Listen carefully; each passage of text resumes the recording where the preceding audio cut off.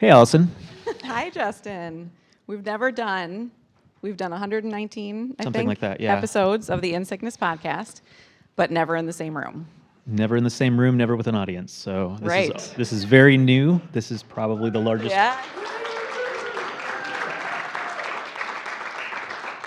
Never without the option to edit in the middle. Right. Right. We'll be fine. We'll be fine. So yeah, thanks everybody for joining us here today. So for those who don't know me or Allison, myself, I'm Justin Bajema. I have been a caregiver to my wife, Sarah. She's doing quite well now, but for a good 10 years plus, she has gone through a lot with fibromyalgia, with ME/CFS, with POTS. There was a three and a half year period in the middle there where she was basically bedbound. I was trying to work full time through all of that. It's been a journey.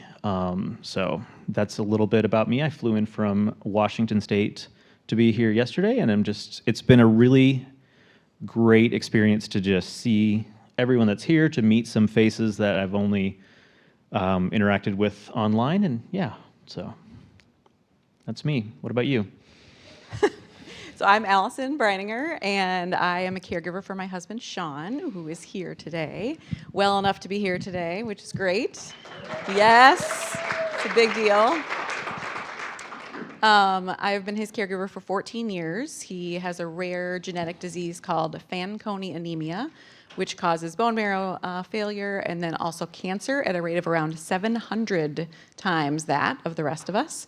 So in these 14 years since his diagnosis, he's had a bone marrow transplant. He had tongue cancer and had part of his tongue removed. Bladder cancer, had his bladder removed.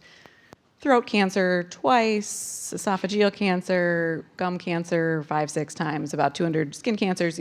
Sometimes we lose. There's probably some I forgot. But you get the point that it's been intense. So I was sort of thrust into being his caregiver in my early 30s with no medical knowledge. And all of this that you're seeing here today, the podcast, the negative space, and a lot of this Caregiver Con have come from that experience. So, yeah. Great. So as far as how did we meet, how did I end up on this stage in front of you all? So years ago, in the middle of my caregiving journey, it's a lot. I was finally reached a point where I was looking for support, trying to find voices that resonated with me to try to understand what I was going through. It seemed like from a spousal perspective, much of what was out there was for people much older who were caring for an aging partner, things like that, or kids caring for an aging parent. And so I was trying to find stuff, and I came across an article written by Allison, and it was about, I think you had a meeting or something, you had to leave Sean at home, and something happened while you were gone. And that was such a experience that I could relate to.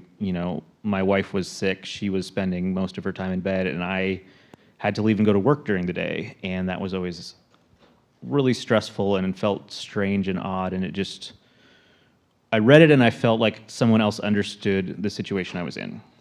And so we connected on Instagram and built up a friendship. And after a bit, I kind of wanted a opportunity to just talk to someone who understood being a caregiver, just about being a caregiver, just to have some more in-depth conversations. And so I pitched, hey, let's do 6 episodes of a podcast. Nothing, no commitment beyond that. And we gave it a shot and have kept going. So, yeah. I remember that moment. I can picture I was in the middle of cooking dinner, and then ding, and here's Justin, and he's like, what if we did a podcast? And I was like, sure. And then you're like, just 6 episodes. Right. And I think, tell me, in the beginning, in that moment, did you know it was going to be more, and you knew that I would say no if it was bigger? Or were you really just thinking 6? I wanted it to be more. Yeah. And understanding that your life is busy, life as a caregiver is busy, wanted to at least have something. Yep. And so it was hey, let's do 6, hoping that, okay, this is going well, let's just keep the train moving. Yeah. And in the beginning, we thought, maybe we can think of 6 topics. Right. maybe. And now we're at 119, and our queue of all the other topics is so long because there's a lot to talk about when There it comes is, to this, yeah. right? Yeah, and so it's just an example of how you can really find strong community with other caregivers. You know, so often there are people in your life, friends, family, and yes, they're there to support you, and yes, they're there to listen to you, but they don't necessarily know what life is like day in and day out for you. They can't necessarily relate to that. And so when you can just be blunt and honest with someone who is in a similar state, like it's very freeing and just can feel supportive in a way that you can't get elsewhere. And I think as caregivers, because we're so often isolated and we're in our homes and we can't get out that much, Yep. that social media Exactly. was a way. Like I said, we had that conversation about podcasts while I was cooking dinner, right? Because it's not the kind of thing where you can get out much and you can connect, but social media helped us Exactly, yeah. to connect in that way. Right. Yeah. And then since, as far as community with caregivers, since starting the podcast, we have a support group that goes along with it that you lead. And I know that there is a community that has developed there amongst people who show up for those sessions and really have built a strong community amongst themselves. And that's something that I never could have envisioned when we started the thing. I really started it because I wanted to have these conversations, and I figured, well, maybe someone would want to also listen in. But yeah, it's really been amazing to see that effect of it just continuing to move and help other people along the way. Yeah. We have a lot of our support group groupies are here today, both in person, yes, woo, in person and also watching virtually. And so a cool thing about the support groups, I'll just do a quick little plug, is that we do them in connection to the podcast. And so it's almost like a book club. So it's like you listen to the podcast and then it's like, oh, I want to talk to somebody about that. So then you get to come the next week to the support group and have that conversation around that topic. So if there's a topic that you're like, oh, I really want to be there for that, you can. Or if it's like, I did not like that topic, or I don't have pets, or I don't want to whatever, whatever the topic was, you can avoid that one. But that's been a really beautiful way for people to connect as well. And we have there, because it's virtual, we have people from Australia. Ella, I think, is watching. Hi, Ella, from Australia. And, England and Canada and all over. And so it's just accessible for caregivers in that way. Yeah, so just, it was great this morning to hear from Jessica, the puzzle pieces and the people around your life that can help support you. And so we just kind of wanted to get into the specifics of the connections between caregivers and what that can mean. And we're all here, and I hope that, people were out there talking prior to this, and I hope that, you're making connections and can continue those connections.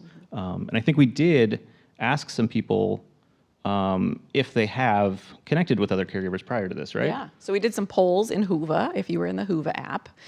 There were some questions that we asked this week, and we had some people answer our polls. So one of them was, where have you connected with fellow caregivers? And the top answer was support groups, then social media, and then events like CaregiverCon. So that's sort of what we heard from participants when we polled you. Yeah, and I think the social media one is interesting to me because in, 2025? Social media is a real dumpster fire in a lot of ways. And yet, some of my strongest connections with caregivers have been made there and in other areas of other hobbies that I'm in. Like, there are great people there. And so it is great to see that it still can be a good thing when so often now it's just kind of not that as much. So, and I see the way it allows caregivers who are, as you mentioned, isolated at home to make connections. Geography is not an issue, all of that. Yeah. I mean, what Jessica showed earlier in her presentation, right? She and I met because she found Same thing. Found the same way, and then reached out on Instagram, right? And so again, the reason that she's in this room today is because of social media. So I guess there's some good things. So there's an impact, right, of having, when Jessica earlier talked about the different puzzle pieces, that, you might be like, well, my brother doesn't show up, or this person doesn't show up for me. But often it is these caregivers, the people who get it, who can be those puzzle pieces. And so you said earlier you didn't really have much of a caregiver community. You went kind of searching for something. What has been the impact for you of finding a caregiver community? Yeah, initially, I was, years into caregiving, it wasn't something I was talking about much. I'm not someone who prior to that talked about, the hard things that were going on in my life so much, but you need an outlet for all of the feelings you're having inside. And my wife wasn't necessarily always able to be a sounding board for what I'm feeling just because of her energy-wise. And there's always that difficult dynamic when you are going through, how this caregiving situation is so difficult and challenging on you when they're the reason you're in the caregiving situation. And so that's not always the right place, or it doesn't feel like the right place, or it's just a difficult spot to be in. And we talk about the ring theory a lot, which is, if you guys don't know, think of like a bullseye, and the person that is at the center is the person who is ill or the person who is receiving care, and we're kind of like one ring out, and then maybe your siblings or your parents are the next ring, and you got friends, and it just kind of goes out to your cousins and your neighbors and all of that. And so the idea is that you care in and you support inward to circles and you dump out. And so, as my wife's in the center of the circle, finding someone further out to be able to really get into how I'm feeling about all this. So having those connections, being able to kind of release all of that stuff that had been rolling around in my head for years was just really therapeutic and really helpful to start to understand what I was going through. I think the ability to talk about it, just practicing actually talking about the stuff, helps in other areas. So it's when you're with your friends or family, it's easier to explain what's going on in your life because you have actually said it out loud to someone else before. And since you brought up the ring theory, I think that, like Jess and her puzzle pieces, too often we think, okay, like if Sean's in the middle and then there's me, well, then the next people should be my closest people. Mm-hmm. But often just because, genetically they're the closest people, or maybe geographically they're the closest people, they don't end up being the people who are like your people as you go through this, right? So I don't know what ring, like this random guy from Instagram who reached out to me who lives on the other side of the country would be, right? Right. But you're one of my closest people. And so I think that when we think about where do we find community and where do we find these puzzle pieces, that's so important that, like Jess talked about, we can go through the pain of, well, I'm really disappointed and frustrated and sad and resentful that ring 3, 4, 5, 6 are maybe not showing up for me the way I thought they might. But look, I got this guy in ring 74 who's like really become an important part of my life. And I think that that's what these caregivers and what we have here today can really do, is that we find these people who get it. Yeah. Right. And that's I think, when I'll speak to the impact that it's had on me, it's having people who get it. Right. Because the people who were friends from the before days, right? We were for a while on a trajectory together. Mm-hmm. And then my life went, and then they kept going. And so when I'm like, how was your weekend? Their answer is very different than mine, right? And so they don't get it. And then if they say, well, then how was yours? And then sometimes I just start talking, and pretty soon they go pale or they pass out because I'm talking about medical things, and I forget that this isn't everybody's life. And so being able to have those conversations with people who get it, right, is huge. Yeah, and I mean, seeing your peers going off in a different direction can be a really hard thing in so many ways, and to kind of have a set of peers that it's horrible and terrible in all of the ways that you're all going in the same direction, but you're going in the same direction together, and the situation that brought you all there is horrible, but to know that there are people who are experiencing what you're experiencing, and you are not alone in your experiences, and you can look to someone and they're right there with you, and that can make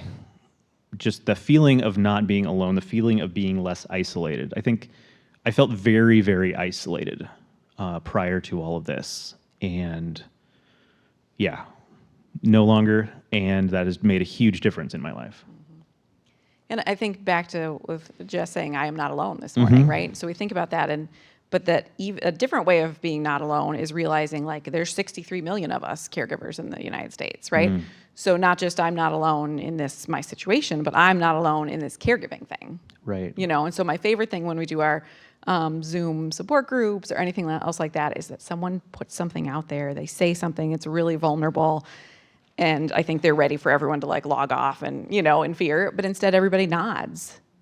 And then the speaker's like, oh, what? You get it? Or everyone in the chat is saying, yes, yes, you know what I mean? And they realize, oh, and again, none of us want to be going through it, and we wish that people didn't understand it. But if we are going through it, at least there's somebody else out there who gets it, and we're not the only one. Right. There's something to hearing someone else say something out loud that you've only thought in your head and felt terrible that you think that in your head maybe, and it just feels wrong, and you're the only one certainly who has these thoughts, and then someone else just like says the thing and you're like, okay, wow. Other people feel this way, and there's not something wrong with me because I'm struggling to care for my spouse, and that's like it should be just this noble thing that I do. But I think that's the other thing when I went looking for caregiving voices is what struck me a lot about your writing and your stuff on Instagram is it was just very open and honest about just the realities that this is just a hard life. And I think that it gets painted in a brighter light than it is as this thing that we just are supposed to do and supposed to feel blessed that we are able to care for, whether it's a parent or a child or a partner. And I think society feels like just act that way, and they get uncomfortable when they hear us talk about, well, yes, it's hard, and I struggle with staying in it. Yeah, and I think part of that is I think that they don't want to think about the fact that they're going to need a caregiver, that they're going to need to care for someone else. Like we're all going to end up on one side of the coin at some point in our lives. And that's why it's helpful to talk to people who are already in it. Because they're not uncomfortable by what we say, because they're already in the middle of it. Totally. So we did a poll about this one on Whova as well. We said, if you have a community of other caregivers, what has the impact been on you? And when we boiled it down, it really turned into feeling understood and feeling less isolated, is what you all said, is the benefits. Right. So you said a minute ago that I was kind of real. The word negative is even in my thing. I've never so thought about let's it that talk way. about the potential downsides. Right, yes. Let's let Allison bring it down. Yeah, let's do it. Are there, there's good things about having caregivers as friends in this community. What are the potential downsides? Yes, so on the one hand, caregivers have a lot going on in their lives. They're very busy a lot of time. They don't have a lot of energy. So while you may have this great friendship with someone, it may not be someone who's always available to connect.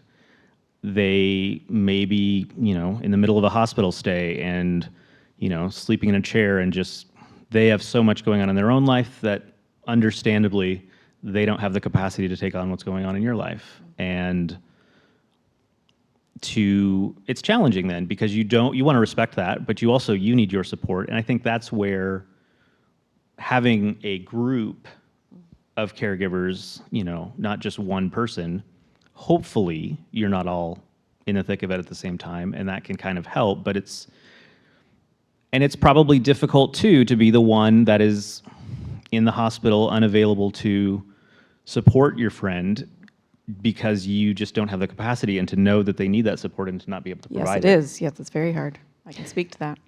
Yeah, for sure. Well, you and I had a really honest conversation recently on the podcast because, when we started this, we were both super in the thick of it. Right. And you're in a really different position now. And on that episode, you even said that you don't even consider yourself a caregiver at this moment. And so I shared in that episode and that it feels a little challenging in a way with our friendship because that was the thing. And so, in the beginning of every podcast, we say, and how are you? And how have you been the last couple weeks? And how have you? And my answer was like, terrible, this thing, like week after week after week. And you were like, I'm good. And I'm going on a trip and I'm planning this and I'm doing that. And it was just sort of this, I think the check-ins that happened really made it clear for me, like, oh man, like I am still deeply in this, probably more so than ever, and you're like living your best life. And so that was like a hard moment because it was unlike a typical friendship, it was sort of like there's a little bit of this divide that is now happening. And so I think that's a tricky thing that can happen when you're friends with caregivers. Right, and that's certainly something, as someone who is talking to other caregivers, some of whom are caring for their partner with very similar conditions, and things have taken a turn for my wife and I, and we're doing well, and that doesn't mean that that's going to be the future for everybody else. And so it's kind of this, I don't want to talk that up too much, because I know that that's not guaranteed for everybody. And so it is, and I don't want to talk to you and just be like, everything's great, when I know that, you had a horrible last month and it has been really challenging. So there is that. And I think the other side of a similar thing is you can see your potential future the other way, to where if you are friends with someone and your partner has cancer, their partner has cancer, and you see they are nearing the end, and you envision that is your future, like that is what may lie ahead for you, and it's understandable that may not be something that you can face and be present for with them. And that can be another hard thing, because all of our lives as caregivers, like, there's real stuff, there is grief, there's pain, there's all of that. And we have lots of caregivers that it's happened to that are part of our support group and whatnot, who their person passes away. And then suddenly they're like, these were my people. The support group people were my people. This was my podcast. These were my go-tos. And now they're certainly still welcome to all of those things, but they have said, I'm not in that group anymore. And now I didn't just lose my person, but I also lost my support. Like, I don't feel like I fit in that way. And so, there's beauty in these friendships, and there's also some complications that can come up as well. Right.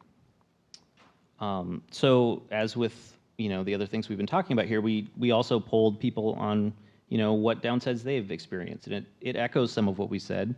Not being able to help, certainly, it's again, like, when you're a caregiver and you have, your person has some scans coming up, right? The people that you hear the most from, like the supporting messages that, like, hey, I'm thinking about you as you're going into this, and the day after, I know that yesterday was a really challenging day and you're probably exhausted and you still have to care for your person. Like, it's caregivers. They're the people that are showing up in your comments, in your texts, encouraging you. And it's just, they also don't always have the capacity. And it's just that tension, and it's the frustration too of, okay, these people, they're doing this in spite of everything that's going on, and that sometimes makes you think about all the people in your life who have, their life seems to be going great, and they're just blissfully ignorant of your pain and your experience. Or sometimes as caregivers, I see it's the caregivers who want to, like, buy a caregiver gift box for somebody else or show up for somebody else because they're the ones who get it, right? And it's like, no, you guys rest. But it's like, when they get it, they're the ones who want to show up and help. But so then it can feel hard as a caregiver when you're in it and you're like, oh, I want to be making them that soup or whatever, but I can't because I'm in it, right? Yeah, and certainly in my own experience, going through something difficult, going through this caregiving journey with my wife, like, it has changed how I see people in the world around me. Like, I'm more attuned to, there are more people going through these challenges that you don't know what's going on in their homes or what they're struggling with day in and day out. And so you notice, or for me, I pick up on that sooner and realize, like, oh yeah, they've got this going on, and you're so much more aware of it. And maybe want to do something, but you have to balance your own capacity in that. One of the things that you all said in the poll is that one potential downside is that caregiving is all you talk about in that friendship. Which, I mean, maybe it's okay because you have other things. I have a good friend who might be watching right now. She's one of our groupies as well, and she and I text all the time, and she'll say things like, do you want to talk about the fact that you had to call 911 in an ambulance yesterday for your husband, or would you rather talk about plants? because either is fine. And then I'll say, plants, please, right? But because she gets that, right, she'll give that option. Or Right. like, we were in the hospital the other day and she's like, let's talk about what color sweatshirt you're going to buy with the money I just Venmo'd you, like, and so sometimes it's great because she gets it so much. Shout out to you, Sarah, if you're watching. She gets it so much that she's like, we are actually not going to talk about caregiving right now. We're going to talk about the opposite thing. And that's beautiful too. Right. Because other people might be like, what? I thought Allison was like in a crisis and she's actually talking about plants. Like, well, that doesn't make sense. But the caregivers get it, right? Yeah. Yeah. Yeah. Some of you on the poll said none. There are no downsides to being friends with caregivers. Many of you said that. So I'm Yeah. glad that has been your experience. Yeah. Yeah, so I guess I just want to really encourage everybody to take advantage of being physically in the same space with so many other caregivers.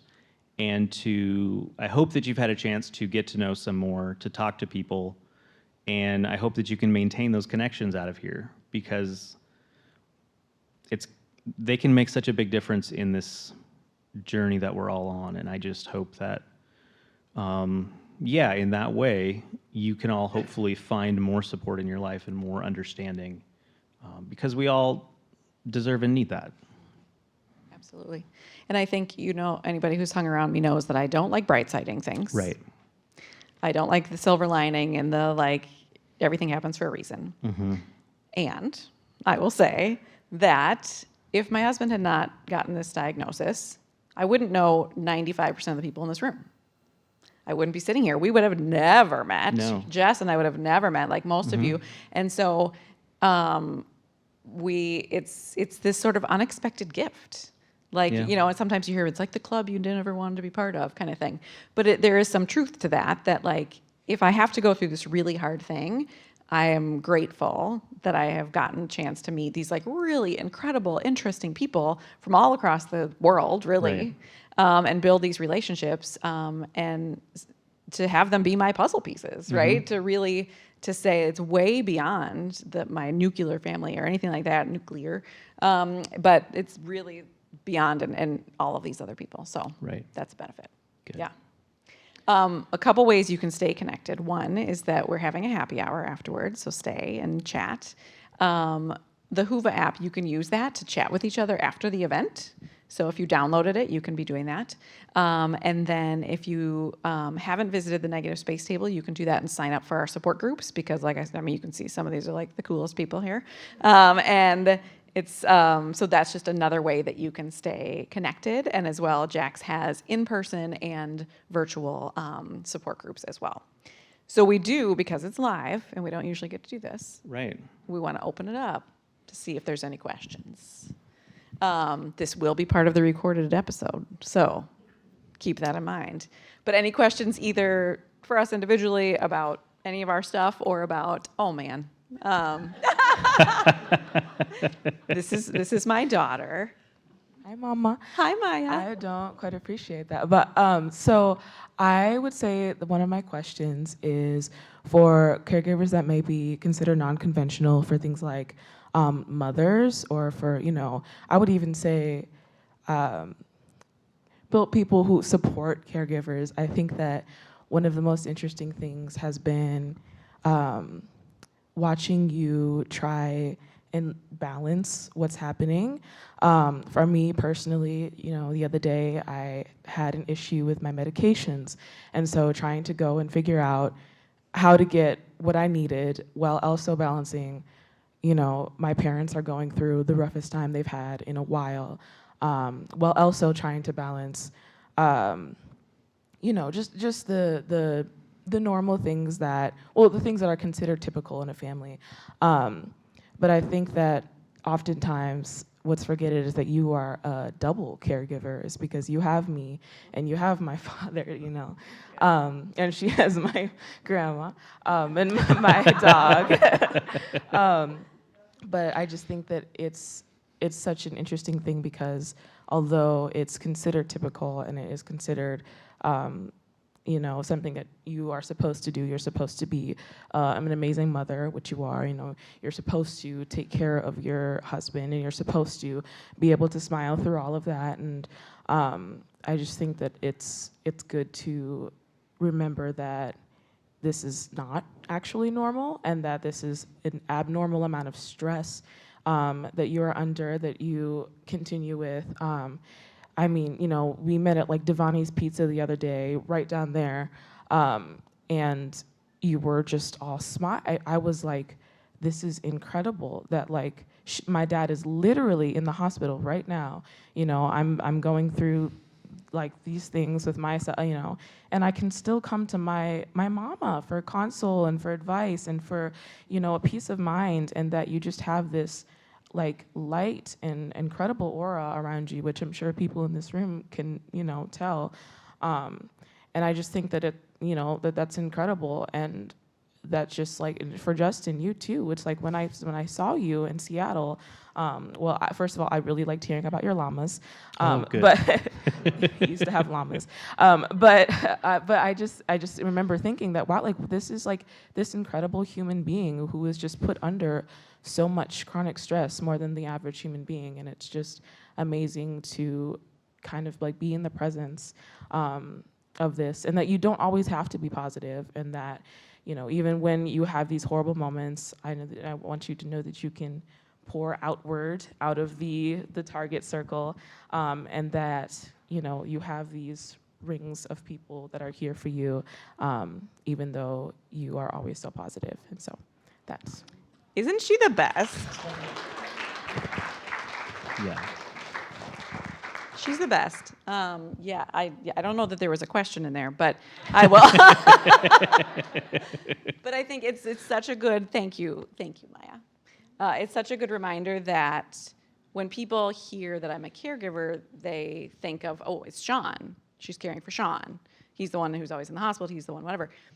But yes, I have a 19-year-old, right?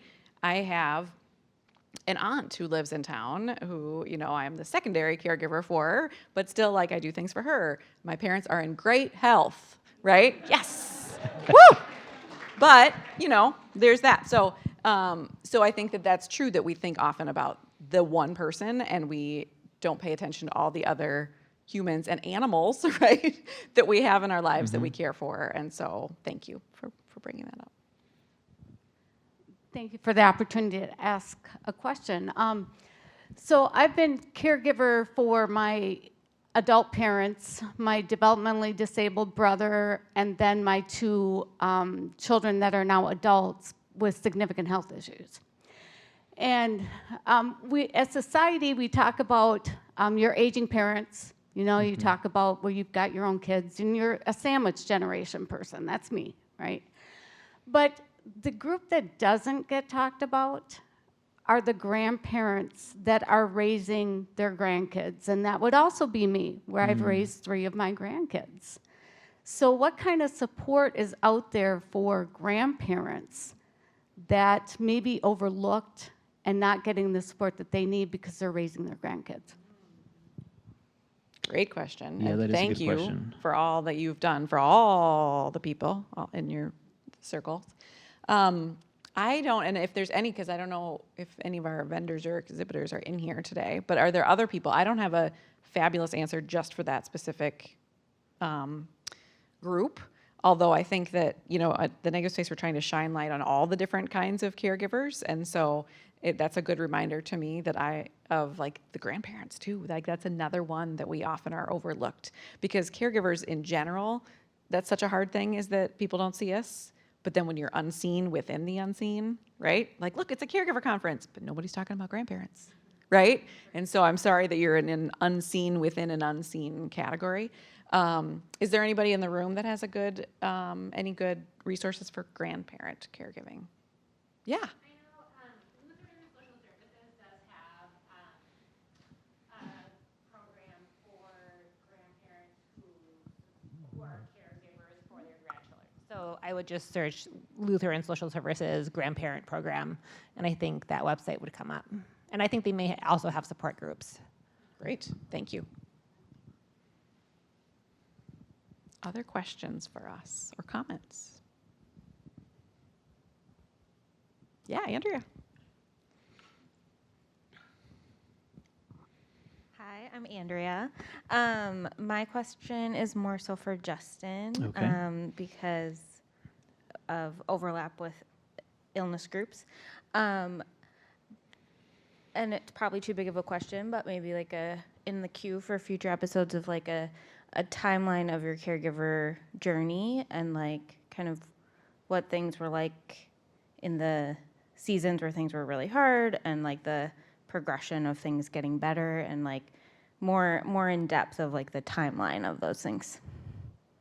Yeah, no, that would be interesting because it certainly, I mean, it started off with she had back pain and she was getting like a steroid injection in her back or something. And this was maybe like in November of a year. I don't know what year it was.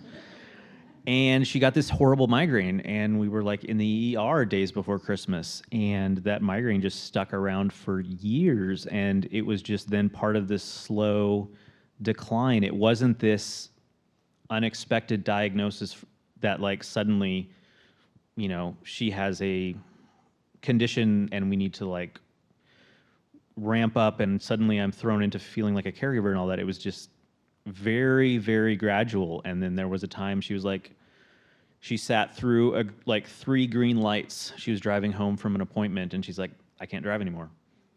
And so that was more for me to take on. Yeah. And it certainly, she was able to move less and less. And then, you know, the years when she was in bed and that, you know, we lived in a 2-story condo and the bedroom was upstairs and the bathroom was next to the bedroom. And other than the once a month when we were able to get her out to go to an appointment, that was her world. And like I existed there, but like if I was downstairs, like that was just this weird space that like, yes, it's our home, but she doesn't exist down there.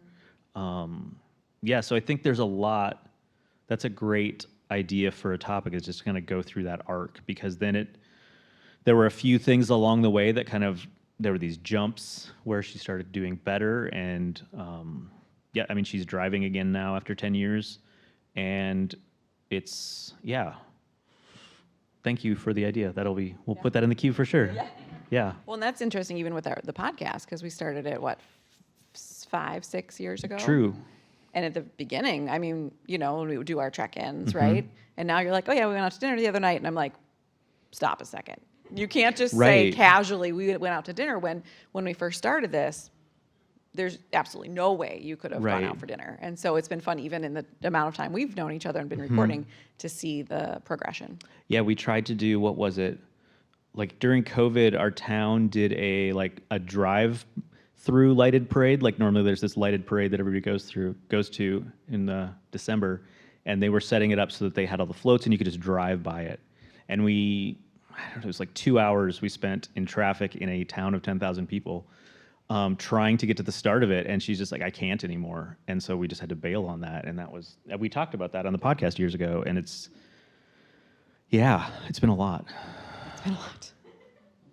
Well, and kind of like what Maya said about like, and we're just smiling and talking about, I mean, you're like, and then she was bedbound for 3.5 years. I mean, it's wild the things that we That feel normalized amongst yes, that caregivers, those yeah. people in this room have gone through Mhm. and that we just have to keep going. And so we're like, oh yeah, and then the other day when I called 911, oh yeah, when she was bedbound for 3.5 years, you know? So it's a good reminder that we can let it all out and break down and have this community and talk about it as well. Pam, did you have a question earlier or is it the time passed? Oh. First of all, just, thank you for the opportunity to bring all these caregivers in this room today. It's been amazing. My first question is actually the opposite of Tony's.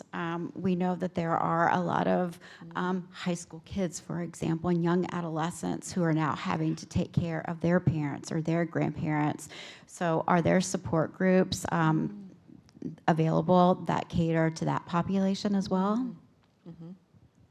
Again, I'll throw that to the room. Are there organizations that people know specifically? I mean, the things that we have, our support groups tend younger than I think a lot of other support groups, but not to teenagers. Mm-hmm. They're welcome, but it's not specifically for that. And so I'm wondering, are there other people who have found those resources?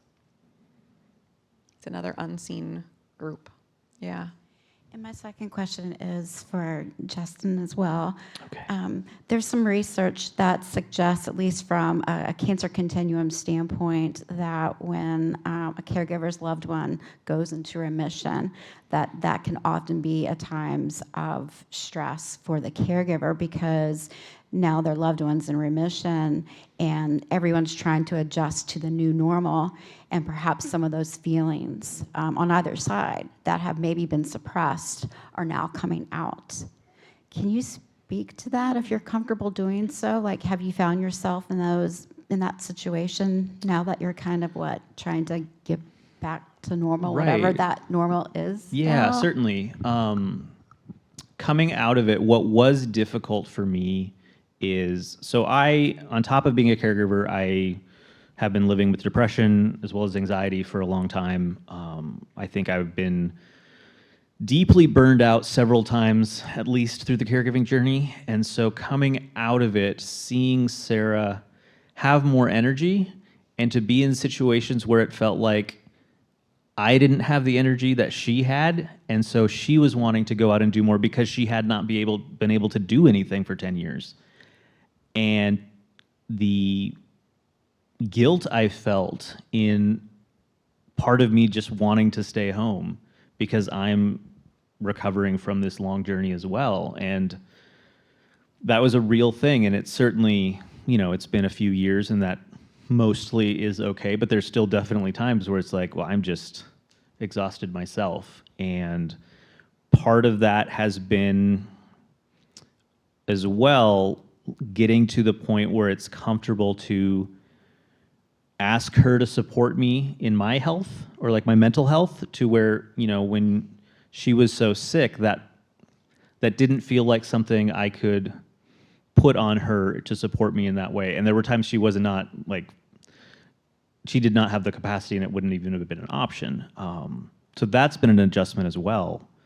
Yeah, and certainly there wasn't, until we started doing this podcast, I mean, that was when I kind of started processing everything, and that has certainly continued as we've gotten through that. But yeah, it was a surprising the amount of adjustment that it was for me to when she was back to quote unquote normal. Yeah.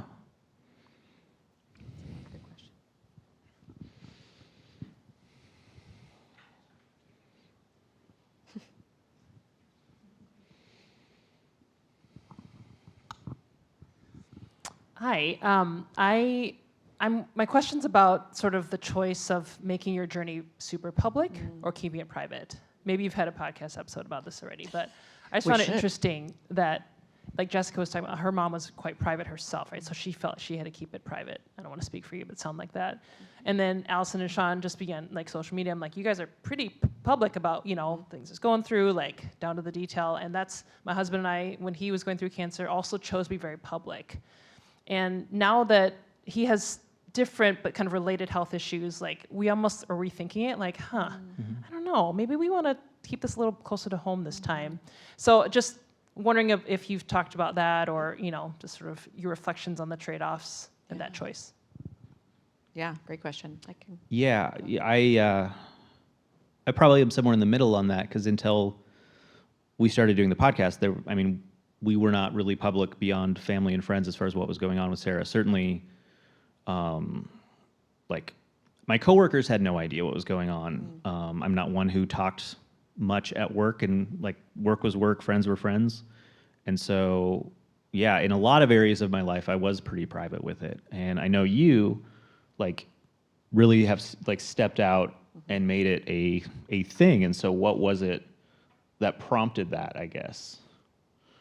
In the very beginning, we had like a Lots of Helping Hands page, and I don't remember when we sort of shifted into doing it more on social media, but I think the benefit for me, a couple benefits. One is that instead of making like phone call after phone call after phone call and updating people, it's just sort of like, there it is. You all know what's happening. As far as our mission goes, it's sort of like telling the world, like, yo, this is hard and this is what it actually looks like. But the other thing is that we have built this community and people help us because they know what's going on. And so sort of like Jessica said, a neighbor saw an ambulance at her house, so they brought her a coffee cake, right? This is sort of like people see on social media that we're going through things, and so then they're able to reach out and support. And when they don't know, they just assume you're fine. And so I think that's been a huge benefit. Is just it sort of like lets other people into what we're going through, and so that I don't have to, be as public about like banging down the doors of like, this is really hard, we need your help. They can sort of see it and stay up to date.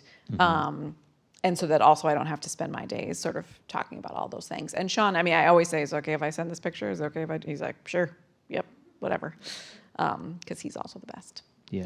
I think that's also just not to say that as a caregiver, you have to be super public about what you're Totally. going through so that you get help. Like that burden should not be on you for Yes. that to be the means that is required to be supported. And certainly that is not for everyone.